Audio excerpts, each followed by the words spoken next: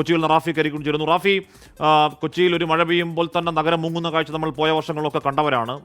സമാനമായ അവസ്ഥ ആദ്യ ദിവസങ്ങളിലുണ്ടോ? കൊച്ചിയിലെ മഴപ്പരുവം എങ്ങനെയാണ് റാഫി?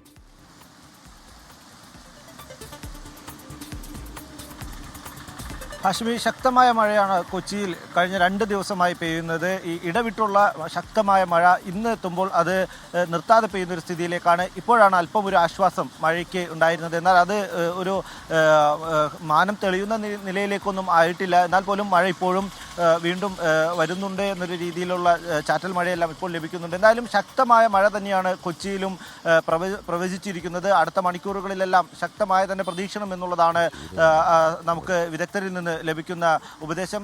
ഇന്നലെ മഴയിൽ ചില നാശനഷ്ടങ്ങൾ കൊച്ചിയിൽ ഉണ്ടായിട്ടുണ്ട്. എറണാകുളം ജില്ലയിൽ നോർത്ത് പറവൂരിൽ 3 വീടുകൾ ഇന്നലത്തെ മഴയിൽ തകർന്നിട്ടുണ്ട്. മരം വീണാണ് വീടുകൾ തകർന്നിരിക്കുന്നത്. ഒപ്പം തന്നെ ശക്തമായ കാറ്റിൽ ഈ വീടിൻ്റെ എല്ലാം മേൽക്കൂര പറന്നു പോകുന്ന ഒരു സാഹചര്യം ഉണ്ടായിട്ടിരുന്നു. ഒപ്പം തന്നെ നോർത്ത് പറവൂരിൽ തന്നെ 5 ഇടങ്ങളിൽ കൃഷിനാശവും ഇന്നലെ റിപ്പോർട്ട് ചെയ്തിട്ടുണ്ട്.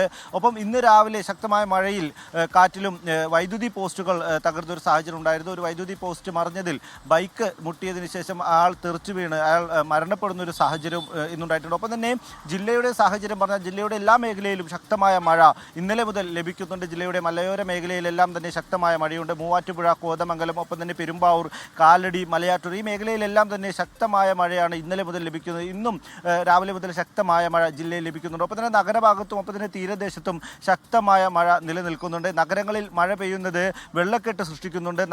നഗരങ്ങളിലെ പല ഭാഗങ്ങളിലും വെള്ളക്കെട്ടും ഗതാഗതക്കുരുക്കും ശക്തമായ മഴയെ തുടർന്നുണ്ടാകുന്നുണ്ട്. ഒപ്പം തീരദേശത്ത് ചെല്ലാനം പോലുള്ള സ്ഥലങ്ങൾ, നായരമ്പലം, ചെല്ലാനം പോലുള്ള സ്ഥലങ്ങളിൽ ഈ വേലിയേറ്റവും ഒപ്പം തന്നെ കടൽക്ഷോഭവും രൂക്ഷമാണ്. ഇന്ന് ചെല്ലാനത്തെ ആളുകൾ പ്രതിഷേധിക്കുന്നത് നമ്മൾ കണ്ടിരുന്നു. അവർക്ക് ഈ മഴ ആരംഭിച്ചത് മുതൽ, കാലവർഷം ആരംഭിക്കുന്നതോടുകൂടി തന്നെയുള്ള കള്ളക്കടൽ പ്രതിഭാസവും ഒപ്പം തന്നെ തീരദേശത്ത് കടൽക്ഷോഭവും എല്ലാം രൂക്ഷമാണ്. എന്തായാലും ശക്തമായ മഴ തന്നെയാണ് വരും ദിവസങ്ങളിൽ ജില്ലയിൽ പ്രവചിച്ചിരിക്കുന്നത്. 26-ാം തീയതി റെഡ് അലർട്ടാണ് ജില്ലയിലുള്ളത്.